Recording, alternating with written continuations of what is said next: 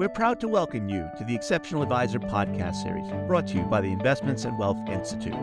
This series aims to help you to better serve your clients, differentiate yourself from the competition, and enhance your ability to communicate those differences. Hi, I'm your host, Bob Powell. My guest today is Mary Beth Franklin. She's a Social Security expert, an award-winning author, and a keynote speaker. She's the author of Maximizing Social Security Benefits, and she joins us now. So, Mary Beth, welcome to the podcast. Thanks, Bob. I'm delighted to be here. Delighted to have you here. Before we get going, for the benefit of our listeners who may not be familiar with you and your work, the very few listeners who may not be familiar with you and your work, can you give us a brief overview? Yes, actually, I've been a journalist for more than 40 years, always writing about money in some form. From the days I was a Capitol Hill reporter in the 80s for United Press International, where I covered tax reform and Social Security reform, through the days that I was writing for consumers, through Kiplinger's Personal Finance magazine, and for the past decade writing for financial advisors for the audience of Investment News. And along the way, I also became a certified financial planner. So we have that in common. We're both CFPs, and we both love talking about Social Security. And I want to start here, Mary Beth.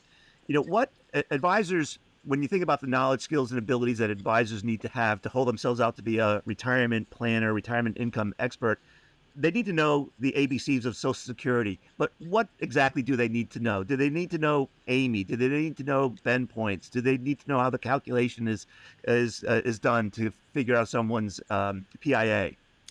I don't think they need to go that far into the weeds because there's good software programs, there's training programs, there's consultants who can work with you and your clients, but you do want to know key milestones. You do want to know that while it's true, people can claim Social Security retirement benefits as early as age 62, and while that may make sense in certain circumstances, they have to realize that those benefits will be reduced for the rest of their lives. And if they claim before their full retirement age and continue to work, either in self-employment or as a wage earner, their earnings could mean that they could temporarily lose some or all of their Social Security benefits if they make too much money. And this year in 2023, too much money is about $21,000 a year. Right. So it seems like in terms of the ABCs, they need to know enough to help their clients decide whether they'll be subject to a penalty in terms of claiming early, whether their earnings will be affected or their Social Security benefit will be affected by working while and claiming before full retirement age, and that there might be a delayed retirement credits if they wait to claim. Right. And for many advisory clients, you have generally white collar workers who are now out there, shoveling or lifting bricks. They can work a long time. And for people who are likely to live longer than the average life expectancy, which is for 65-year-olds, roughly around 85, 86, these people would be the ones who would benefit from delaying their Social Security benefit up until age 70. So that's another key ABC. If you have clients that don't need the money, who can afford to delay, and then you look at the marital status. I think it's important for one spouse, not necessarily both, to delay up until age 70 if possible, to create the largest possible retirement benefit while both spouses are alive.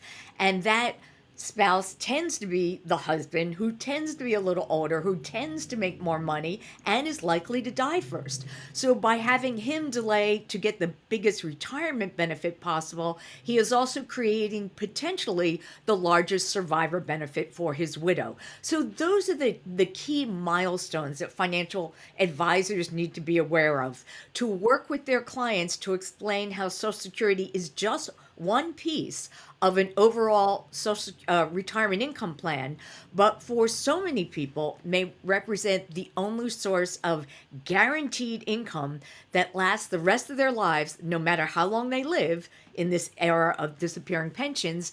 And very important, it's cost of living adjustment. And even if you have a pension, unless you work for the federal government, it's unlikely that pension is adjusted for inflation.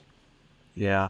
You just mentioned something that I think is worth noting. When I think about income replacement and I think about how much income Social Security replaces for those in the lowest income quintile, it represents about 85%, if not more, of their pre-retirement income. For those in the highest income quintile, it may represent only 15%. Do you have any thoughts about how advisors need to think about, this notion of how much income Social Security replaces of a pre-retirement income? Right. I mean, the rule of thumb is for the average worker, it might be 40%. For your clients, it's probably going to be 25% or less. Now, in terms of dollar amount, those higher income workers are going to receive a bigger Social Security check. It might be over $3,000 a month, but it's going to represent a smaller piece of their pre retirement earnings, a smaller replacement rate. So, obviously, your advisory clients are going to need other sources of income. They probably have employer-based retirement plans, whether it's a 401k or 403b if they're in the public sector. Maybe they have a pension. The big issue, I think, for advisory clients is these people are generally going to be slammed with taxes in retirement. We all believed that myth years ago that we should shovel all of our money into tax-deferred 401k plans because, of course, we were going to be in a lower tax bracket in retirement. Well, that doesn't seem to be the case these days. So for your clients, their big concern is how much they're paying in income tax, and the great surprise of retirement, how much they're paying in Medicare premiums, because their Medicare Part B and their Medicare Part D prescription drug plans are tied to their retirement income. So I think the financial advisors, they really need to crunch numbers to see how much their clients are likely to get in Social Security based on their claiming strategies, their ages at the time, their marital status, what percentage of that pre-retirement income that might replace, and now look at how we can get some of that tax-deferred income, like 401ks, into some tax-free columns, either through health savings accounts during their working years, through contributions to a Roth IRA or Roth 401k, and Roth conversions. Because now we have this very interesting period, the runway of when people retire and when they have to start taking money out of their retirement accounts has now increased. The Secure 2.0 Act means people who are 72 or older this year don't have to start tapping those retirement accounts with the required minimum distributions until age 73. So say you have somebody that retires at 62, they may have 11 years to get money out of their 401ks or IRAs, and they may have a little more control over their income. They probably have less income now than when they were working in their peak earning years. It can be a great time to do partial Roth conversions each year to get some into those tax-free pots. Now, we have a little bit of urgency because I believe we are living in probably the lowest tax bracket we will ever see in our lifetime.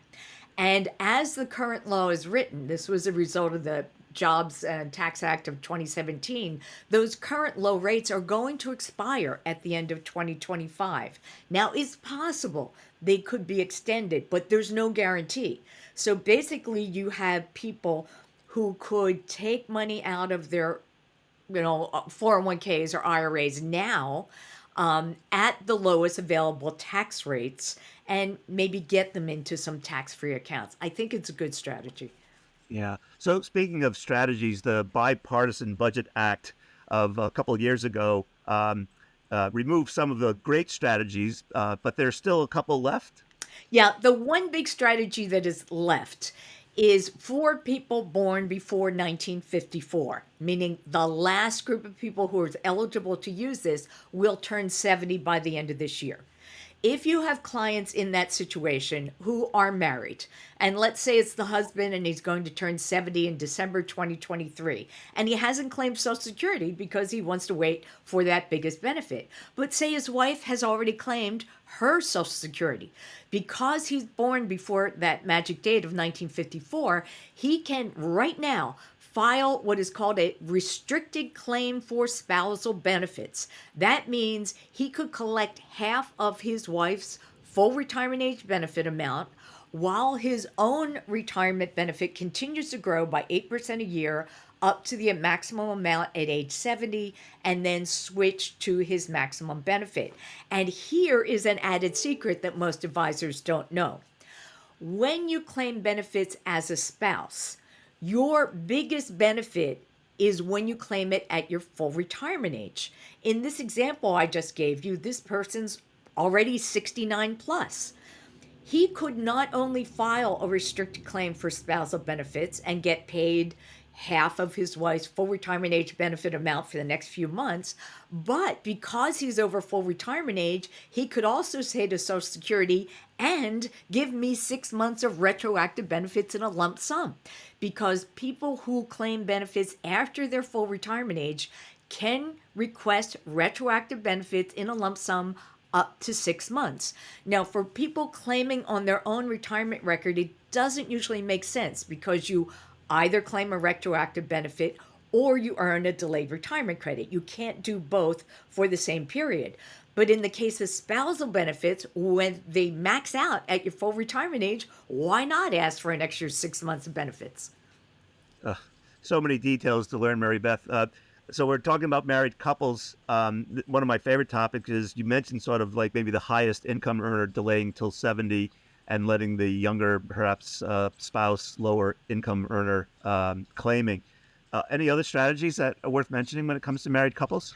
Well, as you mentioned, yes, I think one person should wait till 70 if possible. Having said that, let's say the wife, but Social Security is gender neutral. Let's say she's got her own benefit and she's 62 and she's no longer working. Heck, let her go ahead and claim reduced retirement benefits now, just as a way of bringing some income into the household, take away a bit of the sting of having the other spouse wait. And here's one of those other great secrets.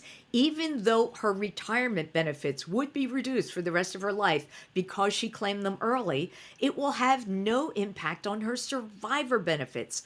As long as she is at least full retirement age when she claims a widow's benefit, she will still be entitled to 100% of what her late husband was either collecting at time of death or was entitled to collect if he died before claiming. Right. What about, you mentioned widows and widowers, any special things that advisors need to think about with respect to that class of people? Absolutely. Going forward, so at the end of 2023 will be the last of these creative claiming strategies for married couples, of the idea having one spouse claim and having the other file restricted claim for spousal benefits. That goes away at the end of the year. But going forward, regardless of when you were born, if you are married, or if you are an eligible divorced spouse, meaning you have been married at least 10 years before divorcing, and your husband, wife, or ex-spouse dies, you may be entitled to both your own retirement benefit and a survivor benefit. And those two benefits, retirement and survivor, are two separate pots of money. You may be able to claim one type of benefit first and switch to the other benefit later, and you could do it in either order, however benefits you the most. The key for advisors to remember is I want to collect the bigger benefit last because that's what's going to last me the rest of my life. So here, two examples. Husband dies, wife is young, she's 62, she's not working, she's entitled to her own retirement benefit and the survivor benefit, but the survivor benefit is bigger. She should probably claim her own reduced retirement benefit first, and when she gets to her full retirement age, switch to full survivor benefits. Now let's flip that around. We have a business executive. His wife dies of breast cancer. He's entitled to a survivor benefit too, but it's smaller than his retirement benefit. He's still working. He probably wants to wait till his full retirement age when earnings restrictions go away and when survivor benefits are worth the maximum amount and claim his survivor benefit. In the meantime, his retirement benefit continues to grow by 8% a year up until age 70, and then he switches to his maximum retirement benefit.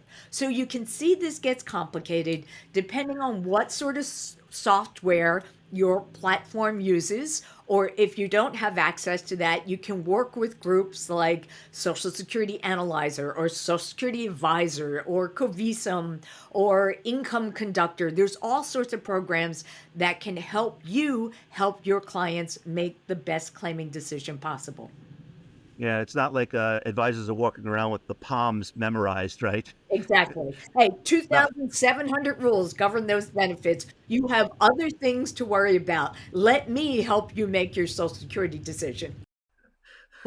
I'm game for that. So, talk a little bit about divorce. I think this is one of the more complicated topics. And before you talk about divorce, we talk about 62 being the age at which most people can claim Social Security, but there's an age 60 also rule in there too, isn't there somewhere?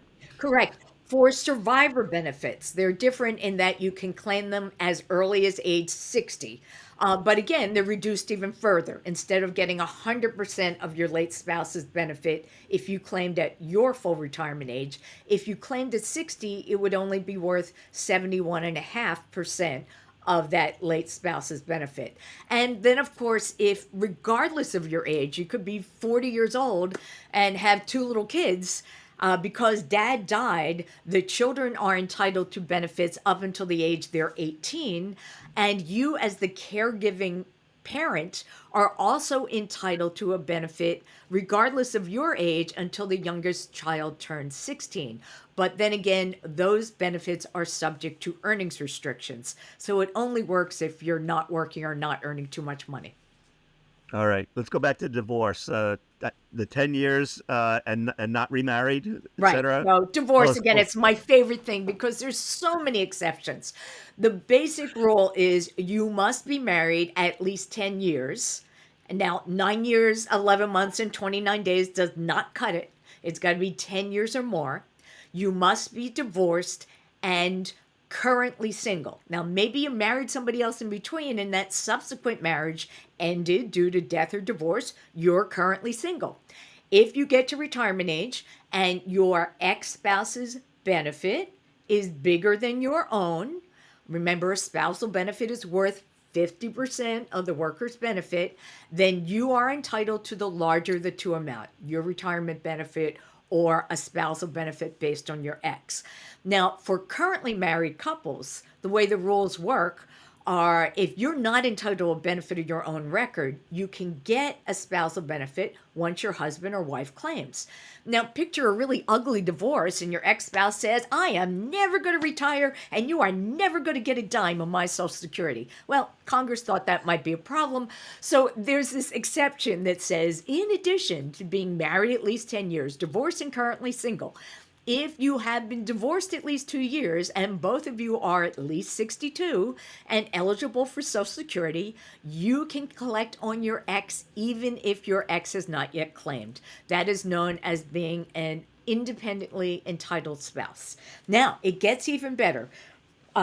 If your ex dies, you may be entitled to a survivor benefit. And remember, a survivor benefit is worth 100% of that worker's benefit. A spousal benefit where they're alive is worth 50%. So your ex is worth twice as much dead than alive, but most divorcees knew that anyway. And here's another exception.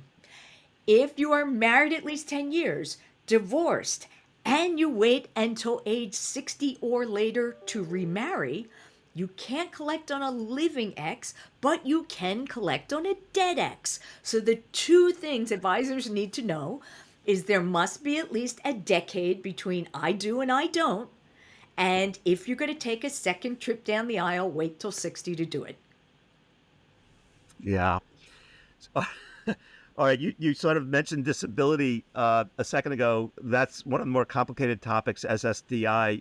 Anything more to add in addition to what you've already described? Right. Most advisors don't get involved in disability, but because there are experts that handle that very complicated program. But the basic rules, think of Social Security, it's like disability insurance if you're become terminally ill or can no longer work. It's like a pension in that when you retire, you get this life kind of income. And it's like life insurance that if you die, your family dependents will get some sort of benefit. When it comes to disability, It's a long, arduous process for most people to apply and be approved for disability. In some diseases are fast tracked and the process is quicker. If you are approved for Social Security Disability, SSDI, the amount you receive is generally close to your full retirement age benefit amount. There's no reduction because, say, you got it at 56 or 58. But once you get to your full retirement age, those checks switch automatically from becoming Social Security disability benefits to Social Security retirement benefits. Technically, they're being paid out of two different trust funds, but your amount remains the same.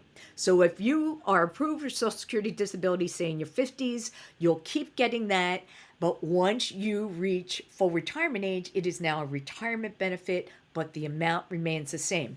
The thing to keep in mind for spouses, let's say my husband, I don't know, is 60 and receives Social Security disability benefits.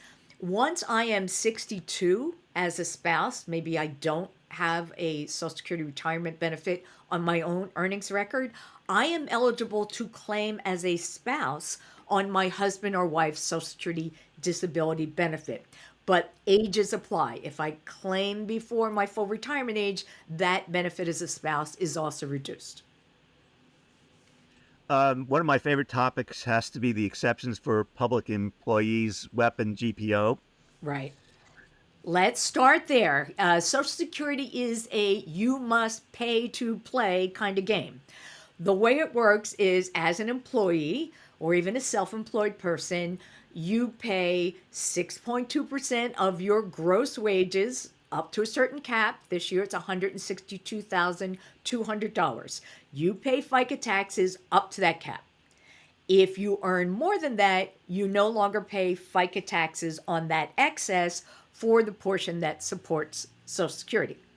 There are people, New England has several states, Massachusetts being one of them, Ohio, Illinois, Texas, California, about a dozen states where public employees, including school teachers in many cases, do not pay FICA taxes. They do not pay into the Social Security system, and consequently, the rules for any benefits are different. If I have worked long enough in the private sector, which is usually at least 10 years, in order to receive my minimum number of credits, 40 credits, to be eligible for a future Social Security benefit, and I also have a pension that's based on work where I did not pay FICA taxes, I will get a Social Security benefit, but it will be reduced. It will not be the amount that it says on my estimated benefit statement. It will be reduced by something called the windfall elimination provision. Think WEP, windfall worker. WEP applies to a worker who has a public pension and their own Social Security benefit. They'll get one, but it will be reduced. And in 2023, they can reduce your Social Security benefit by up to half the amount of your public pension, but not by more than $557 a month. So you'll get something, but not as much as you think. Now, let's say you're a Texas school teacher. You've never paid into Social Security. You don't expect to get a benefit, but hey, your husband has been paying into Social Security. Can't I get something as a spouse? Probably not, because there's this more onerous rule called government pension offset, GPO, think grumpy partner. It applies to Social Security spousal and survivor benefits. And it says if you, Texas school teacher lady, have a pension, let's say it's $6,000 a month, we are going to first reduce any potential Social Security spousal or survivor benefit by 2/3 of the amount of that pension. That would be $4,000 a month. No dollar limit on that reduction. That's going to wipe out any Social Security spousal benefit and in most cases significantly reduce or wipe out a survivor benefit. So the planning tip there for advisors is if you have a couple where one spouse is affected by these offset rules, maybe the private sector spouse does not want to delay till 70, because the main reason couples want one spouse To wait till 70 to get the biggest Social Security benefit possible is to create the largest survivor benefit possible. But if your public sector spouse can't get that survivor benefit, why wait? We've been talking a lot about strategies. The people often think that claiming Social Security is a irrevocable decision, but there are some do-over strategies to think about too. Yes, there are several options. The first one is anybody can change their mind within the first 12 months of claiming benefits, thinking, well, maybe I didn't need it after all, or gee, I got another job. Let's stop these benefits. What you do is withdraw your application for benefits by filing Form 521, which you can even do over the phone. But there's a catch. You have to pay back any benefits you have received. And if anyone is collecting on your record, such as a spouse or a dependent child, you have to pay those benefits back as well. Now, why would you want to do it? It wipes the slate clean as if you have never claimed Social Security. So at a later date, when you're older and your benefits are worth more, you claim them as if for the first time and get that bigger amount. But frankly, a lot of people don't like the idea of having to pay back those benefits, so it's a non starter for a lot of people. You do have a second opportunity, but now you have to wait until your full retirement age or later. At that point, you can suspend your benefits. That means those nice monthly checks you've been getting, technically they're direct deposits for most people, they'll stop. But now they're going to start earning those delayed retirement credits of 8% a year up until age 70. If you suspend your benefits and do nothing, they will automatically start again at 70. But you could change your mind, maybe suspend at 67 and decide at 69, okay, I want them, just called Social Security. They'll start them again, but you will only earn those delayed retirement credits for the period you actually suspended benefits. Now, word of warning, if you have a spouse or dependent child collecting on your record and you suspend your benefits, their benefits are going to stop too, except in the case of a divorced spouse. If you have an ex collecting on your record and you suspend your benefits, it will not affect the benefits of your ex. So we've talked a lot about sort of these high-level concepts in a way, Mary Beth, but getting into the weeds, people need to apply for benefits, and they have to do it typically online. What do advisors need to know about this process? I highly encourage people to apply for benefits online because it's easy, it's quick, it's fairly intuitive, and the computers generally don't screw up.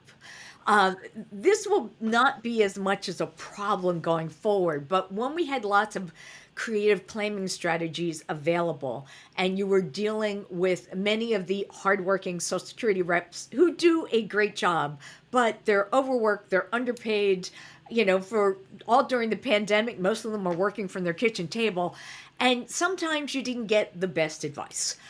When, for example, if you are someone who is eligible to file a restricted claim for spousal benefits only because you're born before 1954 and your spouse is already claimed, you go on to ssa.gov, Social Security Administration.gov for government. Get to the home page, just find the piece that says apply for benefits. You click on that. And if you identify yourself by your name, address, birth date, Social Security number, and some other details, and when you apply for benefits, if say you're married and it'll ask you about your spouse, it will recognize that you're born before 1954. And it will actually say if you're entitled to your own retirement benefit and that as a spouse, do you want spousal benefits only? Click yes. It's a really simple process. Now, if you do that, you have to remember when you turn 70 to start a new application online because now you're applying for your own benefits to collect your maximum benefit at 70. That is not an automatic process. For everybody else, most people now don't have those creative claiming options available. You just go online, fill out the forms, and just tell them when you want your benefits to start. You can apply for benefits up to 4 months before you want your benefits to begin. Now, the one thing to keep in mind is if you're a survivor, you cannot claim survivor benefits online. You will either have to call Social Security or visit in person. What role does the advisor play in helping their clients apply online? Well, some advisors will actually bring their clients into the office and sit down with them, perhaps shield their eyes from the screen to see all the specifics, to help them because people are very nervous. This is a benefit they have been waiting more than 35 years to collect, and they don't want to screw it up. And a lot of people want someone to hold their hand and walk them through it. For advisors who can or won't do this for their clients, there are third party services that specialize in creating Social Security claiming recommendations for the maximum lifetime benefits. And for an added fee, they can take that next step and actually help your clients apply for their benefits. Right. Um, Before I move on to how benefits are taxed, which I think is a pretty weighty, meaty subject, when I think about two things, one is your benefit statement is a gross amount and may not be the exact amount that you'll receive for a couple reasons. One is Medicare Part B premiums, which you sort of referred to. Those will be deducted. WEP or GPO may apply. Those things aren't necessarily reflected. And then when we think about how Social Security is taxed, let's move on to that. That may not be reflected either. Right, exactly. I think everyone 18 or older should set up their own Social Security / my account so that anytime 24/7, you can see what your future benefit estimates will be. And it makes the assumption that you continue to work and earn approximately what you're earning now up until full retirement age. So obviously those estimates can change if you stop working or you get another job and you make a lot more money, but it's really good to keep tabs on it. It's your employer's responsibility to file the paperwork each year saying how much you earned and how much of that was paid into Social Security in the form of FICA taxes, but it's your responsibility to check it at least once a year to make sure your earnings were reported correctly. If you know you made $80,000 and you see a zero reported for that year, that's a problem. And you need to contact Social Security to get it corrected because your future benefits are based on the accuracy of your current earnings being reported. Now, as far as taxes, we know that while we're working, we pay FICA taxes to fund Social Security benefits. And guess what? They're not funding our future Social Security benefits. They are paying for the benefits of today's retirees. Could be your parents, it could be your grandparents. And you're just hoping that when you get to retirement age, those younger workers will be paying their FICA taxes to fund your benefits. But if you claim Social Security benefits before your full retirement age and continue to work, not only are you paying FICA taxes into the system, but if you make too much money, you might temporarily lose some or all of your Social Security benefits. So my number one rule for people is if you continue to work, don't claim benefits early. It just doesn't make sense. Wait until you get to the full retirement age when the earnings restrictions go away. And now, once you retire and actually claim your Social Security benefits, guess what? You're probably going to pay income taxes on those benefits because the threshold for taxing your Social Security benefits is extremely low. It was set in 1983 and never indexed for inflation. And your benefits are taxed when your combined income, which is defined as your adjusted gross income, that's generally everything on your tax return, plus half of your Social Security benefits, plus any tax-exempt interest if you invested in muni bonds, if all that's your combined income, exceeds $25,000 if you're single or $32,000 if you're married filing jointly, you will be paying income taxes on a portion of your benefits. Worst case scenario, up to 85% of Social Security benefits can be taxed at your ordinary income tax rate. Yeah. We've mentioned Medicare. Talk a little bit about the interplay between Social Security and Medicare and what folks need to know about that. Well, I think Medicare and its costs are the biggest shock for most retirees. A lot of people think they're going to turn 65, sign up for Medicare, and never pay another dime in healthcare. And nothing could be further from the truth. Medicare Part A, which covers hospitalization, is, quote, premium free because you've paid for it with your FICA taxes all through your career. Medicare Part B pays for doctor's fees and outpatient services, what we think of as typical health insurance. That has a monthly premium that is generally deducted from your Social Security benefit. For most retirees, they are paying the standard premium, which is about $165 a month this year for Part B. But if you are single and your modified adjusted gross income, which is your AGI plus any tax exempt interest, exceeds 97,000 if you're single, or double that. I had to do that quickly, 194,000 if you're married finally jointly, you're going to pay more for Medicare. And depending, there's 6 brackets, and as your income goes up, so does the Medicare premium. You could be paying more than $500 a month per person just for Medicare Part B. And there's also what is called an IRMA surcharge, which stands for Income Related Monthly Adjustment Amount, that is applied to your Medicare prescription drug plan as well. So I think one of the great roles of financial advisors is to work with their clients in their late 50s and early 60s to plan ahead for what could be very high Medicare premiums and taxes, and to do what they can in that long runway we now have before we have to take required minimum distributions of getting some what is tax deferred retirement savings into tax-free assets like Roth IRAs, cash value life insurance, and for people 70 and a half or older to use qualified charitable distributions from their IRA directly to charities. It won't show up on their tax return, and it won't boost their Medicare premiums. Right. And it's probably worth noting that there's a 2-year look back on determining these IRMA charges, and they're not necessarily forever, right? Because of it varies. It could vary from year to year depending on your income. That's an excellent point, Bob. That's the most confusing part of Medicare is your premiums, for example, this year in 2023 are based on your last available federal tax return, which by definition is 2 years ago. It's your 2021 tax return that you filed in 2022.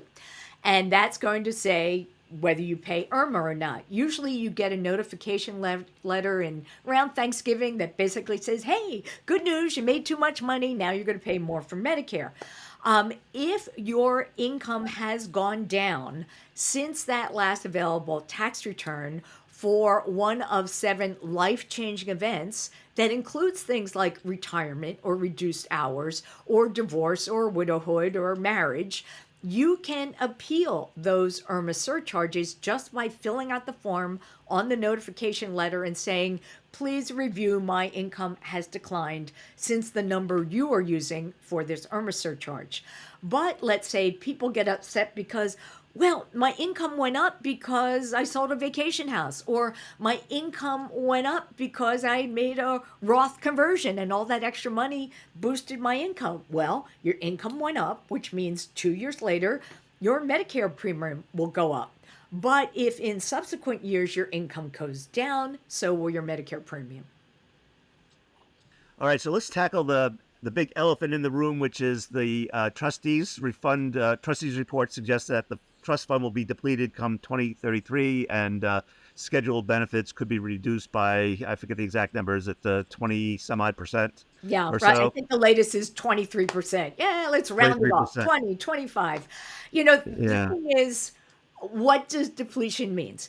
It means for the last nearly 40 years, we have been collecting more in FICA taxes than we needed to pay Social Security benefits. And for the first 30 years, it just kept growing to nearly $3 trillion.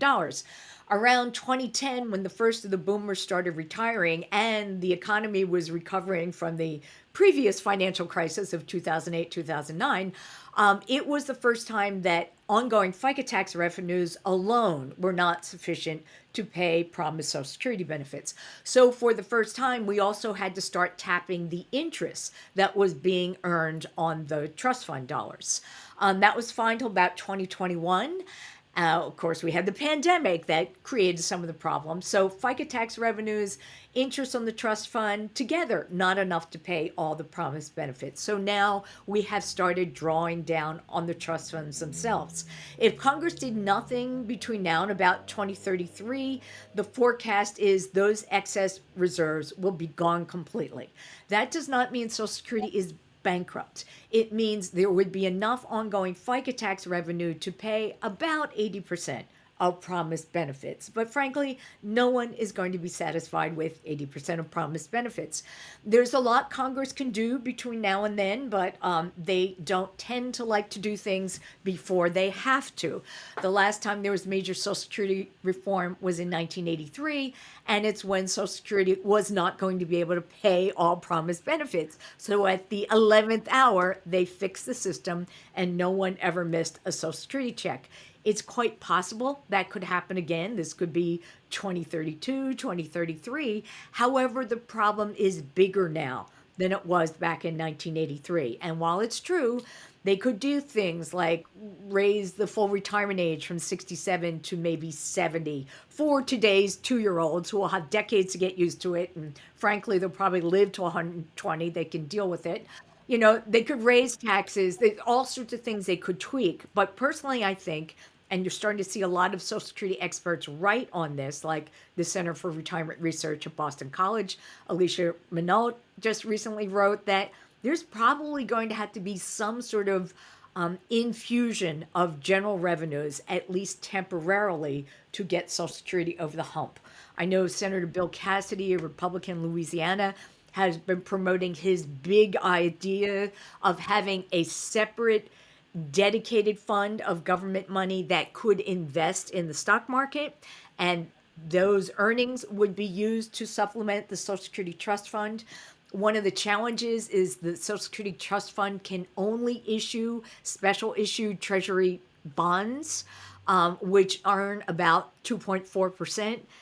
Now, over the last year, stock markets in general, we're returning a lot higher than that. And many people have argued that we should be investing some of these funds to get a bigger return. So there are lots of things they could do. The key is they must do something, and the sooner the better. Yeah. So So if you're a financial advisor with clients, would you recommend that they sort of have a best case, worst case planning scenario, that they sort of adjust their plans to say there might be a 20% haircut in your Social Security? Or as we think about the potential solutions, the highest income earners, and I'm guessing the youngest income earners, are those that will be most affected by any changes with respect to higher taxes, lower benefits, or a combination thereof? Well, I think if history is a guide, it is highly unusual for Congress to cut benefits of existing or near retirees 10 years from now. Now, that's no guarantee they won't, but I think there would be heads on pikes. The protests would look like France, setting bonfires on the Capitol. So I can't swear what they're going to do, but I think that scenario is unlikely. However, if I want to be prudent, and I have clients, high earning clients, particularly in their 50s or younger, I think I'd say, all right, here's your projected Social Security benefit. Just for the heck of it, let's reduce that by 25% and plug it into your overall retirement income plan. Now, we're not saying your overall retirement income is going to be cut by 25%. We're talking that the Social Security portion, which for your clients may be representing 25% or less of their pre-retirement earnings. I think that's doable. And if there's a shortfall, what can we do now to make sure there are more assets later? I think from a tax standpoint, you will see higher taxes for future retirees, both in the form of what they're paying for Medicare premiums, which are deducted from Social Security. And I think it's not unlikely that 100% of Social Security benefits could be taxable in the future, but at much higher thresholds, maybe starting at $50,000 for singles and $100,000 for married couples filing jointly. There are over 100 proposals floating around out there to reform Social Security. And if you really want to get into the weeds, you can go to ssa.gov and click on the Office of the Chief Actuary. And Steve Goss and his staff compiles proposals every year of ways to improve the financing of Social Security and how much of the trust fund depletion each of those proposals would deal with. It's a really interesting exercise. Mary Beth, we've covered a lot of ground. Anything we missed or anything that just bears reemphasizing before we wrap up? Well, as many of you know, I write for Investment News, but I also launched my own free website called marybethfranklin.com, and mention that. And I have several free articles on that you can share with your clients of best time to claim benefits based on their marital status. You can also order a copy of my ebook, Maximizing Social Security Benefits, there at the website. And if you would like to book me for presentations for your professional financial groups or for a client event, you can reach me through marybethfranklin.com. Mary Beth, it's been such a pleasure having you share your knowledge and wisdom with our listeners. It's so greatly appreciated. Thank you. Thanks, Bob. I really enjoyed it. Thank you for listening to the Exceptional Advisor podcast brought to you by the Investments and Wealth Institute. If you've enjoyed this podcast, please subscribe through iTunes, Spotify, or our website at www.investmentsandwealth.org/podcast to get the latest episodes of our Exceptional Advisor podcast series. For additional resources, updates on events, and exclusive membership deals, visit www.investmentsandwealth.org.